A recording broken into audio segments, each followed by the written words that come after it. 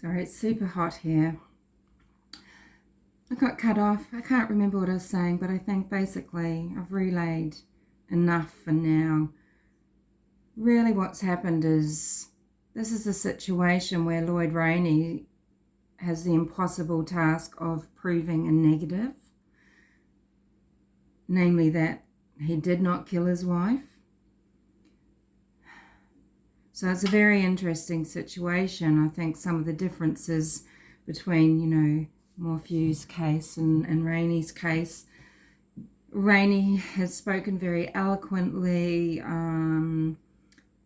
when he's appeared on camera or made statements. He's a highly educated person, and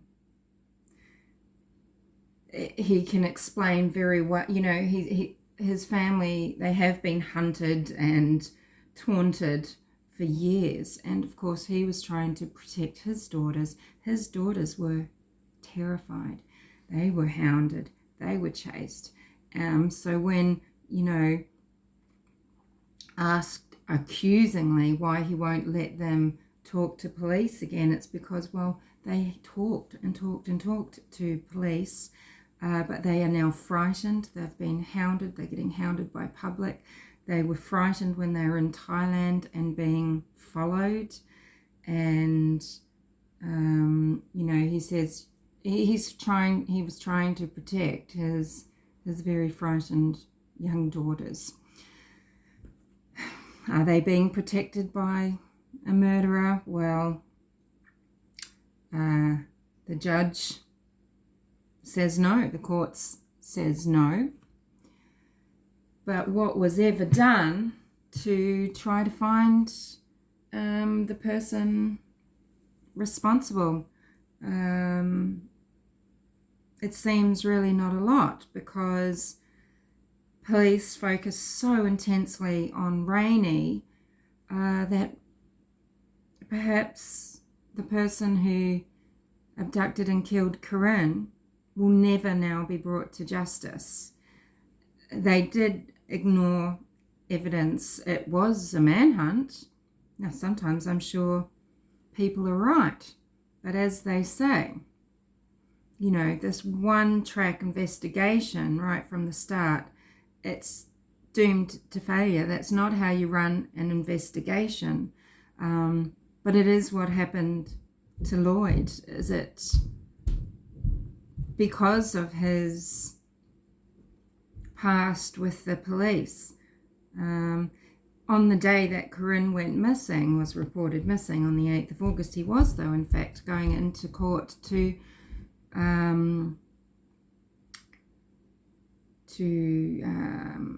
defend a police officer against allegations of misconduct, and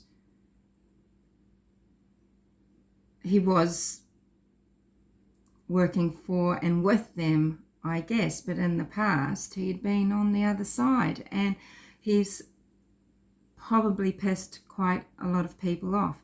He had a defamation case against an artist because in one of his trials he alleges that the person called him a curry muncher. He won that case. Is it some sort of systemic racism in Australia that has meant that this person is gone after? Is it because he just had a particular type of demeanour? Is it just because, these secrets kept coming out?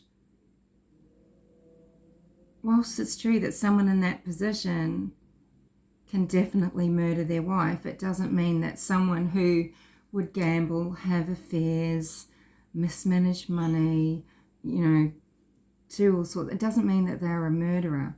Murderers are rare, I guess, in comparison to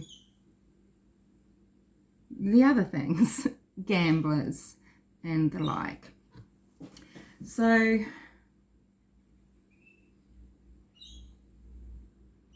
yeah, and is that the way out? Is that the way out, that Rayney would see. I mean, he wouldn't want to, I can see he wouldn't want to let go of Corryn, but why would he want to be married to someone who's always at him? Maybe he just felt so terrified of what was going to be exposed throughout the divorce proceedings about the way he operated in life. Maybe that there were things going to come to light, his business dealings and things, the way that he negotiated fees, let's say, with clients. Who knows? There's little doubt that he is intellectually sharp. There's little doubt that he's as fallible as the next person. He has some moral fallibilities, but that's just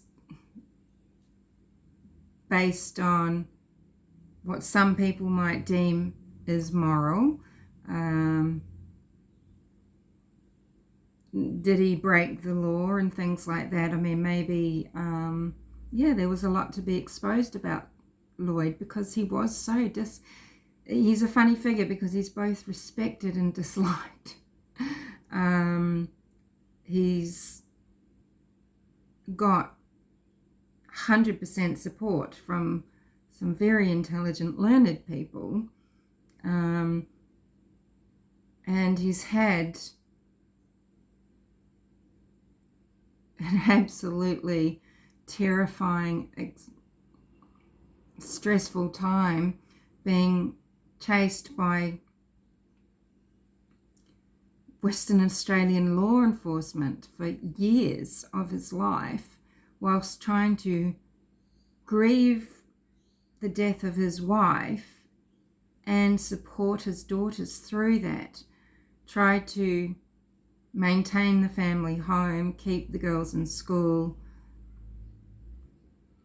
support them emotionally.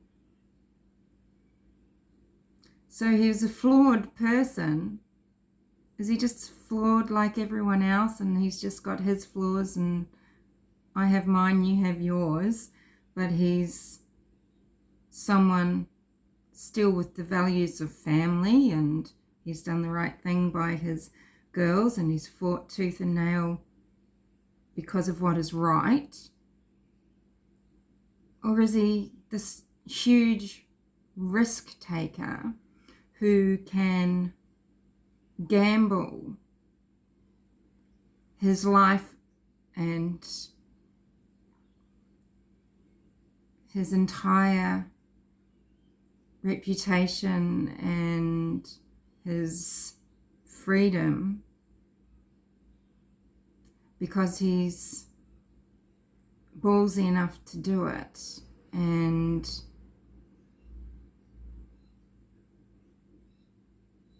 he's achieved things in the past that weren't maybe above board. I mean, it's a big thing that he did, and it at the time was Australia's biggest defamation case. It must have taken every ounce of life out of him. He really is a shell of himself. So was it, you know what I'm saying? Okay, so, where are these lines, And how do you quantify a person? Where do they cross between being a good moral person and not values of good standing or not, of being capable of love or of not, of being capable of murder or of not? Because these things you can't quantify them really about other people, I don't think. Some people are just such enigmas in certain ways, and we can only judge them through our own eyes and our own lives. And I think it's important that we remember the breaks that we give ourselves, and we remember the harsh judgments that we put on ourselves. when we're looking at other people.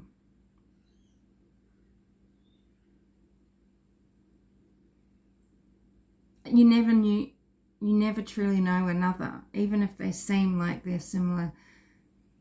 The culture is similar, and their background's similar, and their goals are similar, and you don't know another person ever. And Lloyd is so divisive because he could well be capable of the crime. It doesn't mean he did it. He could well have done it, but it doesn't mean he did it. And in fact, he's been proven in a court of law. He's been ruled not guilty in a court of law, and that should be the end of it. But I think as human beings, we find it so difficult to, we want to be able to view and to judge and to know. We need to know where we stand. And with people like Lloyd, maybe, you don't. With people like Barry Morphew, you don't. I don't think you do know where you stand. He's a hustler. He devised a way to make money out of selling his businesses. He upped their value. He had the balls to say, you can buy my business. It's existing clients. It's worth a certain amount. And it was worth nothing. And in fact, he continued trading in his business just somewhere else and probably using the same contacts. It's a scam. And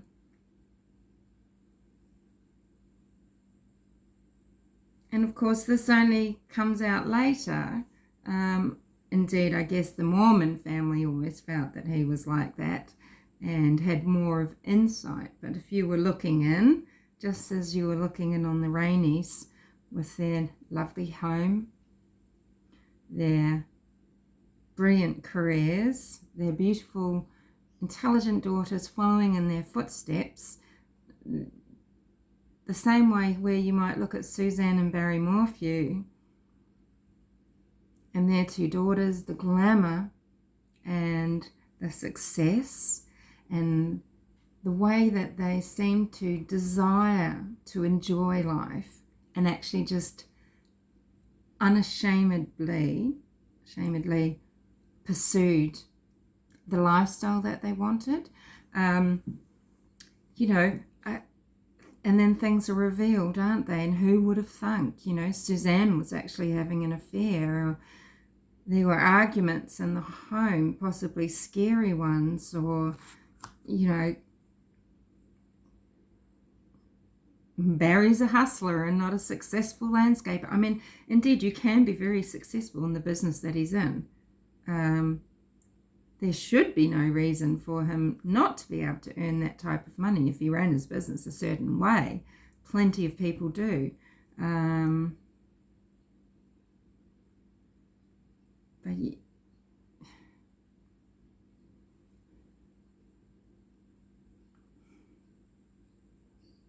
But does it mean that men can murder their wives? In the same way that Lloyd Rayney was at home in Como, he wasn't seen walking home, bicycling home. There were no records of seeing him near the car in Subiaco. He was seen at the home at certain times. He didn't catch a taxi, a cab. How could he have done it?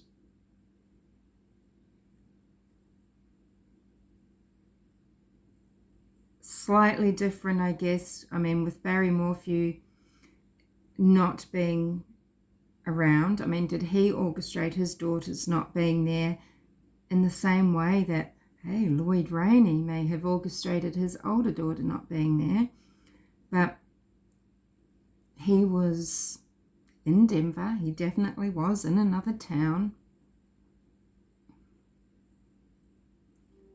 But Suzanne's never been found. How would it have been different if Suzanne was found? Because Corryn was found. And still look at the outcome.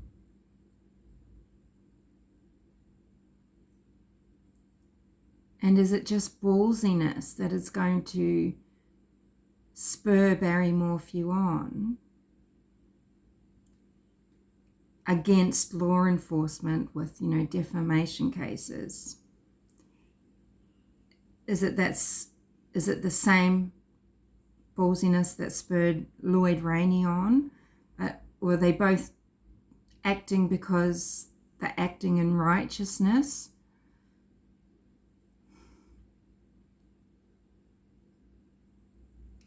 Is it, in Morphew's case,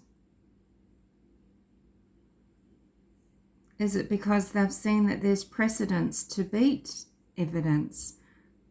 I wonder if anybody on his defense team has studied the murder of Corryn, Veronica Ann De Silva, and is following an MO.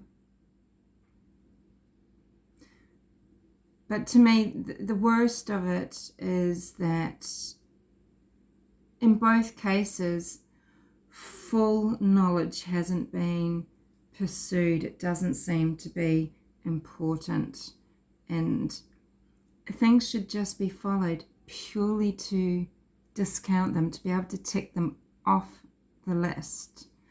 And in Morphew's case, it's the DNA that was found on Suzanne's car's glove box, etc., right? And on the bicycle.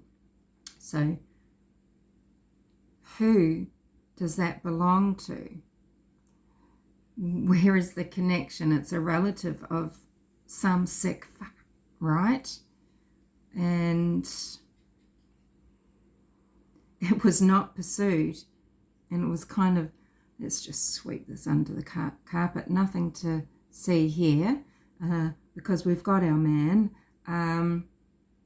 It should have been covered and crossed off just for the sake of being airtight, for being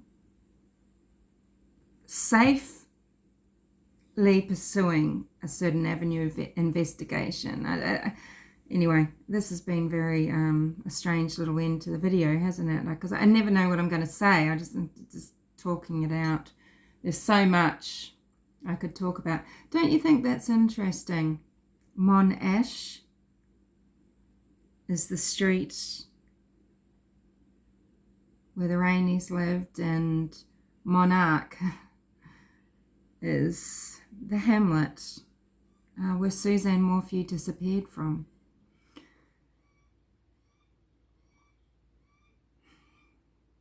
Suzanne really needs to be found. This is what investigators, I hope that wholeheartedly they are pursuing finding Suzanne.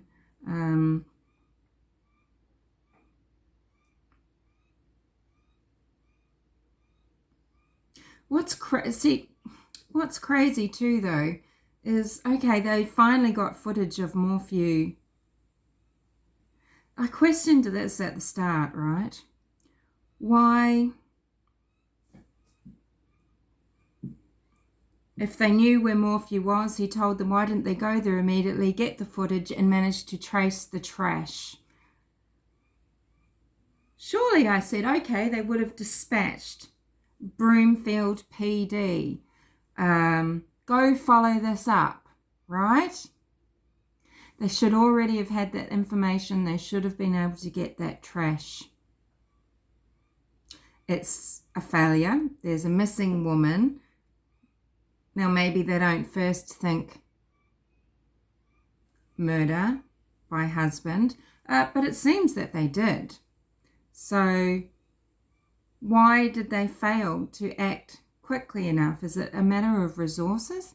They seem to have enough resources in Colorado, don't they? It's hardly a poor little town. Same as with Perth. It's not a poor little town. All of Australia's money really is being dragged out of our precious earth in Perth.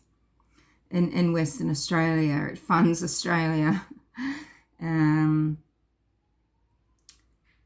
They could have found resources to pursue Lacko and his cousin. They knew about him.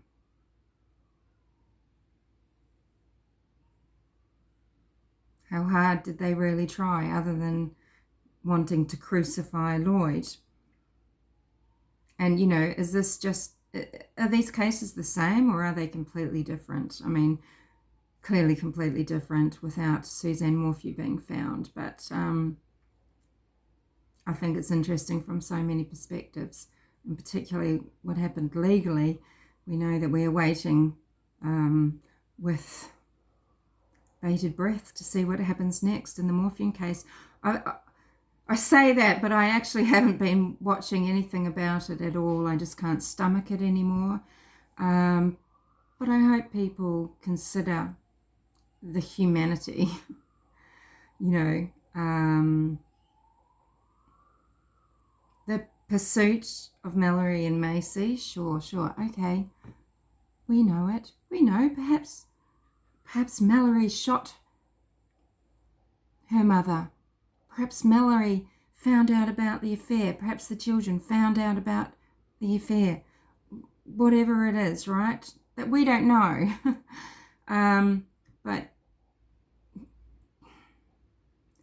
that's just a supposition. It's just a thought exercise. It doesn't make it true, no matter how deeply you hold that belief.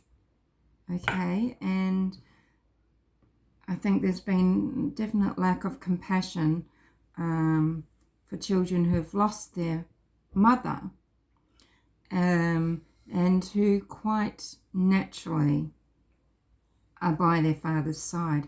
They might be too frightened to accept yet that he could have killed their mother, even though these aren't dumb girls. They might know it's a possibility, or maybe they don't consider it possible at all, and that's their call. They know their father. They know their mother.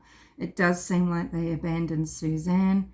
We're not in their shoes to judge. Maybe they're just clinging on to what they do have